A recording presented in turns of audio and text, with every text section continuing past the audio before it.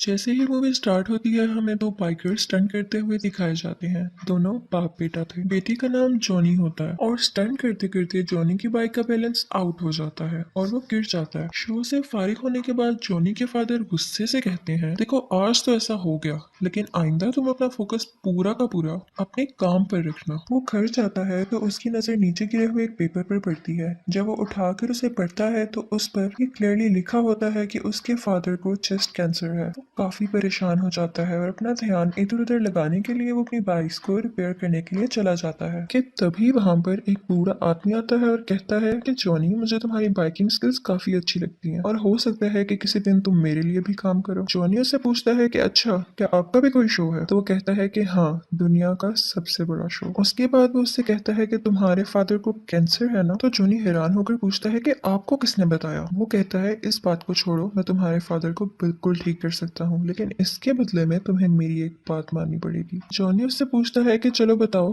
कितने पैसे लोगे तुम इस चीज के? तो वो बूढ़ा आदमी कहता है कि तुम्हारी सोल, यानी तुम्हारी रूह। इस पर जॉनी काफी हंसने लगता है क्योंकि उसे इन बातों पर यकीन ही नहीं आ रहा होता। वो बूढ़ा आदमी उसे एक कॉन्ट्रैक्ट पेपर निकाल कर देता है और जैसे ही जॉनी उसे पढ़ने लगता है तो उसके हाथ में एक पेन चुभ जाती है, जिसकी वजह से उसके हाथ से खून का एक कतरा आ जाता है और उस पेपर पर लग जाता है। वो आदमी उससे वो कॉन्ट्रैक्ट पेपर छीन लेता है और कहता है कि this is enough.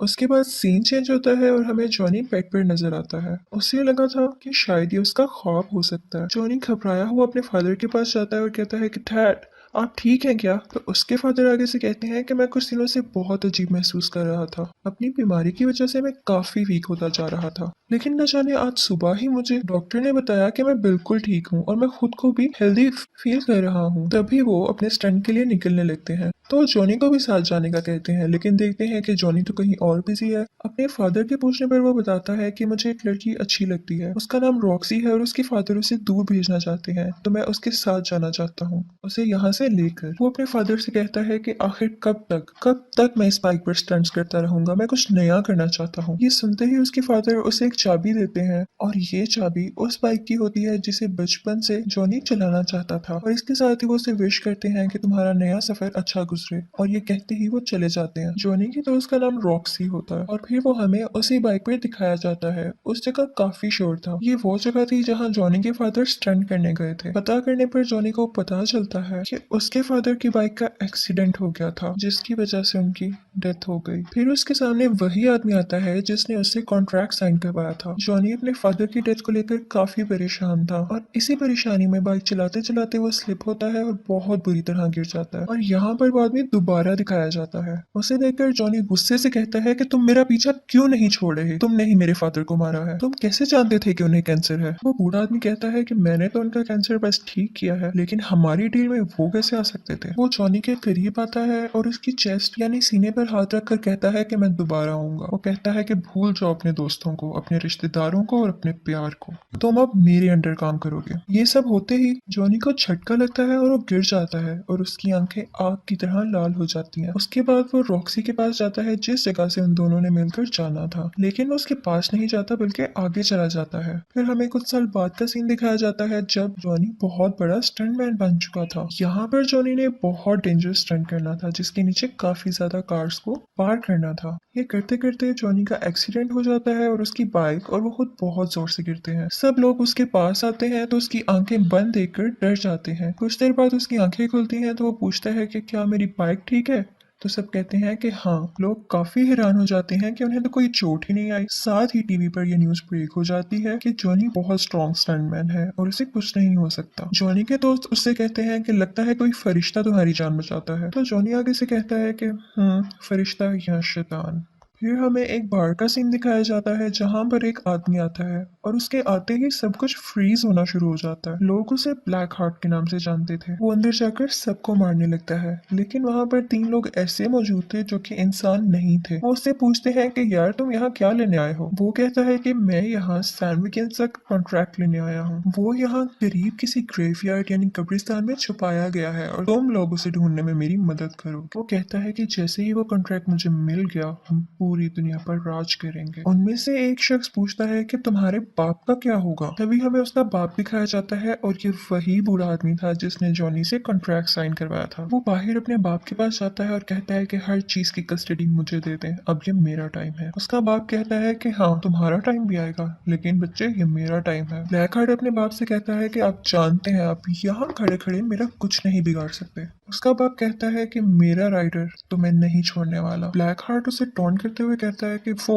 Ghost rider मैं तुम दोनों को जिंदा दफना दूंगा, और ये सुनकर वो वहां से चले जाता है। ये बूढ़ा आदमी एक शैतान था और गोस्ट राइडर इसके अंडर काम करता था। उसके बाद हमें जॉनी दिखाया जाता है जो कि अब तक की सबसे बड़ी जंप लगाने के लिए तैयार हो रहा था। वहां कुछ रिपोर्टर्स उसका इंटरव्यू लेने के लिए आते हैं, तो जॉनी बोलता है कि मैं किसी को इंटरव्यू नहीं देता। तो पीछे से एक लड़की की आवाज आती है कि क्या अपनी दोस्त को भी इंटरव्यू नहीं दोगे। असल में वो रॉक्सी थी। तो जॉनी उसके पास आता है और अपना इंटरव्यू स्टार्ट करते हैं वो लोग। जॉनी जब वहाँ स्टंट लगाने के लिए जाता है तो वहाँ गाड़ियों की जगह 6 बड़े हेलीकॉप्टर्स होते हैं, और आज जॉनी ने इन हेलीकॉप्टर्स के ऊपर से जंप लगानी थी। अब टाइम आता है जंप लगाने का और दिखाया जाता है कि जॉनी ने बड़े आराम से जंप लगा ली। सब लोग बहुत हैरान होते हैं। इसके बाद वो रॉक्सी से मिलने जाता है जो कि उससे बहुत नाराज थी। वो इसलिए क्योंकि इन दोनों ने मिलकर कहीं दूर चले जाना था, लेकिन जॉनी उससे मिलने तक नहीं आया। लेकिन जॉनी उसे किसी तरह मना लेता है और रात 8 बजे वो लोग एक मीटिंग रखते हैं। जॉनी जब रेडी हो रहा होता है तो देखता है कि उसके हाथ काफी रेड हो गए थे, और जब वो उस पर पानी डालता है तो देखता है कि उसके हाथों से धुआं उठने लगता है, और उसके बाद उसको अपना नाम सुनाई देता है,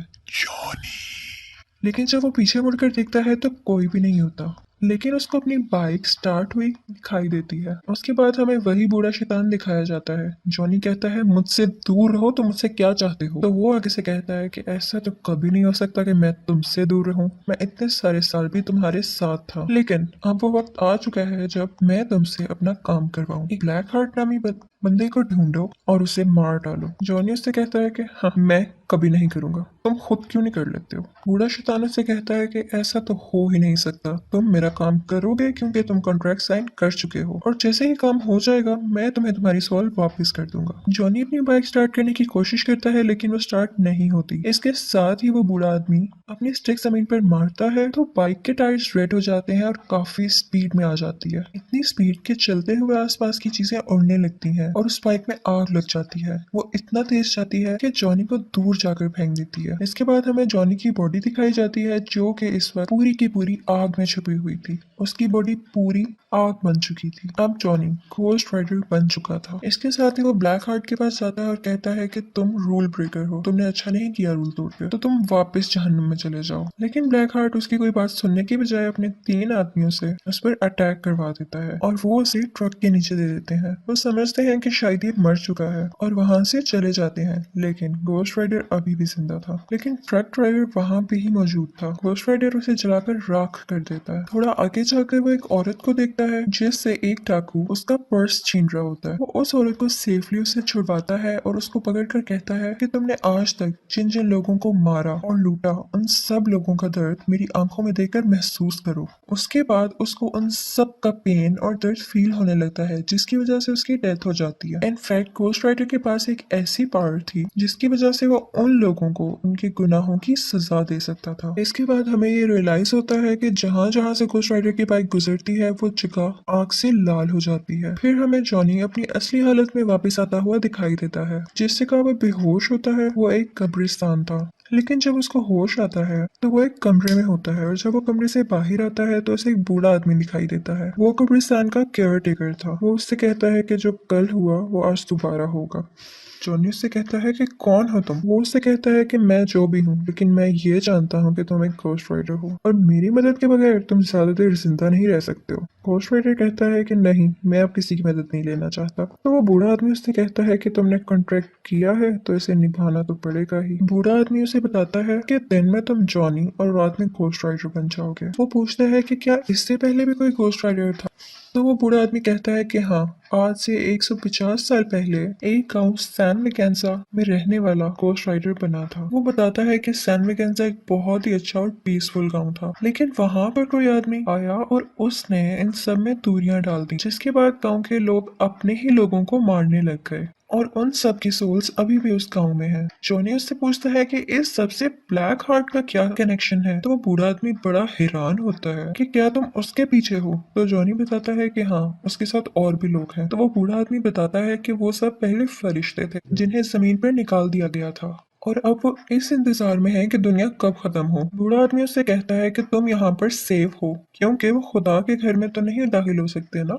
जॉनी उससे कहता है कि ठीक है, आपने मुझे बताकर अच्छा किया कि मैं शैतान का शिकारी हूँ, लेकिन मैं यहाँ नहीं रुक सकता। जॉनी जब वापस आता है तो देखता है कि पूरा का पूरा शहर तबाह हो चुका है, रोड्स टूट चुकी हैं और किसी को कुछ नहीं पता था कि ये सब किसने किया। फिर उसे अपनी दोस्त रॉक्सी दिखाई जाती है जो किसी का इंटरव्यू ले रही थी, लेकिन यहाँ पर वो उससे नाराज होती है क्योंकि वो इस बार भी नहीं मिला था उससे और वो वहां से चली जाती है। उसके बाद जॉनी अपने घर आता है और गोस्ट राइडर पर लिखी हुई किताबें पढ़ता है। उसमें ये लिखा होता है कि अगर वो चाहें तो अपनी आग को मिटा सकते हैं और उस पर कंट्रोल पा सकते हैं। और फिर जॉनी उसी तरह ट्राई करता है, वो अपने हाथ से आग बाहर निकालता है और उसके कंट्रोल में आ भी जाती है। उसके बाद रॉक्सी दोबारा आती है और उससे कहती है आई एम सॉरी, मैं इस तरह से तुमसे बात नहीं करना चाहती थी, और जॉनी के कमरे में लगी हुई उन दोनों की पिक्चर को देखती है। लेकिन जॉनी उससे कहता है कि आओ मैं तुम्हें तुम्हारी गाड़ी तक छोड़ देता हूँ। जॉनी भी ये सब नहीं करना चाहता था लेकिन उसे करना पड़ा क्योंकि अब रात हो रही थी और उसके घोस्ट राइडर बनने का टाइम भी आ रहा था। रॉक्सी कहती है कि तुम्हारे साथ मसला क्या है, तुम चाहते क्या हो। जॉनी उसे बताता है कि अगर मैंने तुम्हें सच बता दिया तो तुम मेरे साथ रहना पसंद नहीं करोगी। रॉक्सी कहती है तुम एक बार बोल कर तो देखो। जॉनी उसको सब कुछ सच सच बता देता है लेकिन रॉक्सी को इस बात पर बिलीव ही नहीं होता और वो वहां से चली जाती है। सिटी में जो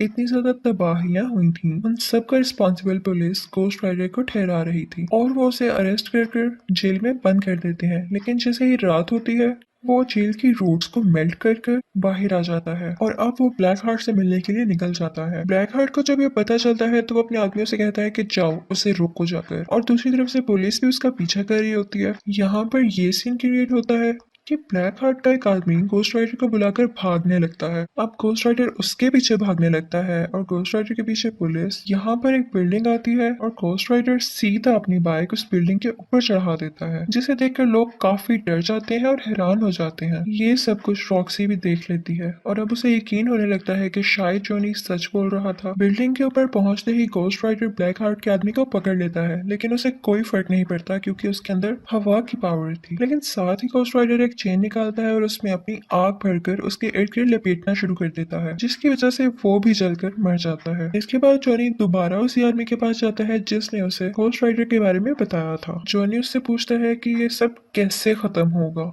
तो वो उसे बताता है कि ये सब ब्लैक हार्ट को मारते ही खत्म हो जाएगा। फिर वो आदमी उसे ग्रेव में ले जाता है और उस कबर पर स्ले लिखा होता है। वो आदमी बताता है कि ये भी एक गोस्ट राइडर था और सैनकिंजा में जो सोल्स का कॉन्ट्रैक्ट हुआ था उसके मुताबिक इसे भेजा गया था सोल्स को लेने के लिए। लेकिन जब इसने देखा कि ये काम तो बहुत मुश्किल है तो इसने ये कॉन्ट्रैक्ट ब्लैक हार्ट को नहीं दिया और लेकर वहां से भाग गया। ब्लैक हार्ट ये कॉन्ट्रैक्ट पाना चाहता है क्योंकि वो इससे बहुत ज्यादा पावरफुल हो जाएगा। लेकिन इस दौरान तुम अपने लोगों के करीब बिल्कुल मत जाना क्योंकि वो तुम्हारे अपने लोगों को ही यूज करेगा तुम्हारे अगेंस्ट करके। अब जॉनी रॉक्सी के पास जाता है लेकिन वहां देखता है कि ये क्या, यहाँ तो ब्लैक हार्ट पहले से ही मौजूद था। ब्लैक हार्ट उसे गले से पकड़ लेता है। तभी जॉनी भी गोस्ट राइडर बन जाता है और उल्टा उसी के गले को पकड़कर कहता है कि मेरी आंखों में देखो, जितने लोगों के साथ तुमने बुरा किया या मारा उन सब का दर्द मेरी आंखों में महसूस करो। ब्लैक हार्ट उसे कहता है कि हाँ तुम्हारी ये पावर मेरे ऊपर काम नहीं करेगी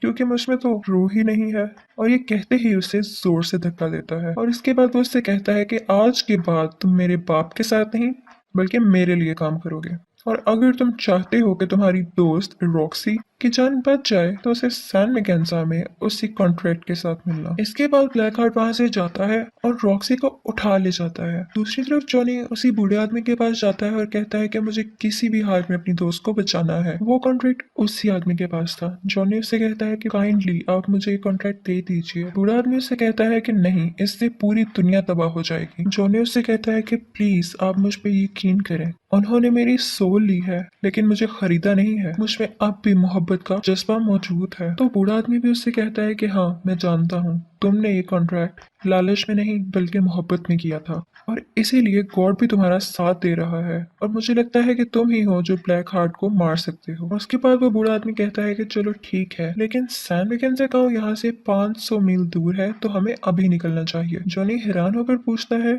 हमें मतलब, इसके साथ ही वो बूढ़ा आदमी सीटी मारता है और वहां से एक घोड़ा निकल आता है। तो वो उस घोड़े पर बैठ जाता है और जॉनी से कहता है कि मेरा आखिरी सफर अभी बाकी है। ये कहते ही वो अपनी हैट पहनता है तो हम क्या देखते हैं कि वो भी एक घोस्ट राइडर में बदल जाता है। इनफैक्ट वो भी एक घोस्ट राइडर था और ये वही आदमी था जिसने सैन मैकेन्जा का कॉन्ट्रैक्ट ब्लैक हार्ट को नहीं दिया था।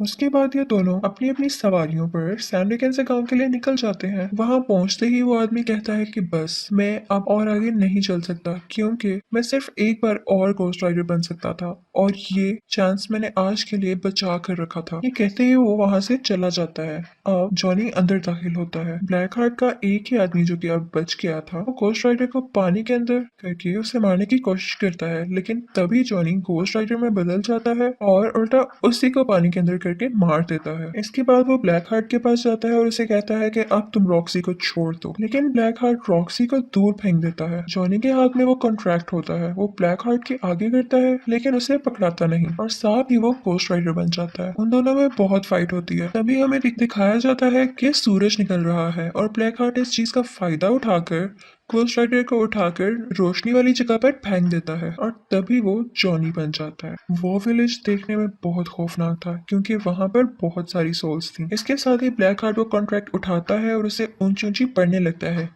कि यहाँ जितनी भी सोल्स मौजूद हैं आओ और मेरे अंदर समा जाओ। ये सुनते ही तमाम सोल्स उसके अंदर आने लगती हैं और ब्लैक हार्ट की आंखें बहुत ज्यादा रेड हो जाती हैं क्योंकि अब उसके पास बहुत सारी पावर्स आ गई थी। रॉक्सी जल्दी से घोस्ट राइडर के पास जाती है और उसे कहती है कि चलो अब हमारा जाने का वक्त हो चुका है, जो इसे चाहिए था वो हमने दे दिया। तो जॉनी उससे कहता है कि नहीं, इस कॉन्ट्रैक्ट को मैंने ही शुरू किया और अब मैं ही से खत्म करूंगा। रॉक्सी उससे पूछती है कि आखिर तुम ही क्यों? तो जॉनी उससे कहता है क्योंकि मैं घोस्ट राइडर हूँ। इसके बाद ब्लैक हार्ट जॉनी की तरफ बढ़ता है। जॉनी उसे बहुत ज्यादा फायर्स मारता है लेकिन उसे कोई फर्क नहीं पड़ता। वो उसे धक्का देता है तो उसके हाथ से गन भी गिर जाती है।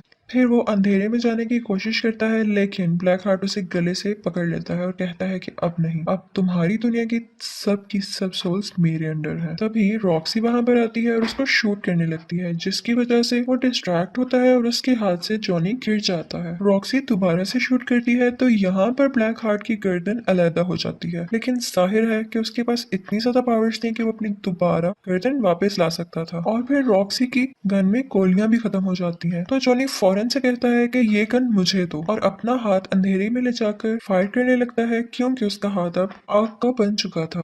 और इसके साथ ही ब्लैक हार्ट के टुकड़े टुकड़े हो जाते हैं और वो सब के सब सोल्स उसमें से निकलने लगती हैं। लेकिन एज आई टोल्ड उसके पास बहुत सारी पावर्स थी तो वो दोबारा से सब सोल्स को इकट्ठा करता है और अपनी असली शक्ल में वापस आ जाता है। लेकिन अब घोस्ट राइडर जानता था कि ब्लैक हार्ट को कैसे मारना है। वो उसके पास जाता है और कहता है कि तुम्हारे अंदर जितनी भी सोल्स हैं उन्होंने जिस जिस को मारा है उन लोगों के दर्द को तुम महसूस करो। इसी के साथ उसको वो दर्द महसूस होने लगता है और इतनी सारी सोल्स होने की वजह से वो इतना सारा दर्द बर्दाश्त ही नहीं कर पाता और यहाँ पर फाइनली उसकी डेथ हो जाती है। इसके बाद हमें ब्लैक हार्ट का फादर यानी वो बूढ़ा शैतान दिखाया जाता है। वो जॉनी के पास आता है और कहता है कि शाबाश, तुमने मेरा काम कर दिया, अब मैं तुम्हें आजाद करता हूँ, तुम चाहो तो अपनी एक नई जिंदगी शुरू कर सकते हो, एक नॉर्मल लाइफ। जॉनी कहता है कि नहीं, अब मैं ऐसे ही जीऊंगा और इन पावर्स को, इन एबिलिटीज को मैं तुम्हारे अगेंस्ट ही यूज करूंगा और जहाँ कहीं भी किसी का कत्ल होगा तो देखना मैं वहां जरूर मौजूद होऊंगा और मैं तुम्हारे किए की सजा तुम्हें देकर रहूंगा। वो बूढ़ा आदमी कहता है कि मैं तुम्हें छोड़ूंगा नहीं। तो घोस्ट राइडर कहता है कि हम डरने वालों में से नहीं है। इसके बाद वो अपने स्टिक जोर से जमीन पर मारता है और एक जोरदार चीख मारकर वहां से गायब हो जाता है और इसी के साथ मूवी का एंड हो जाता है। Thank you for watching.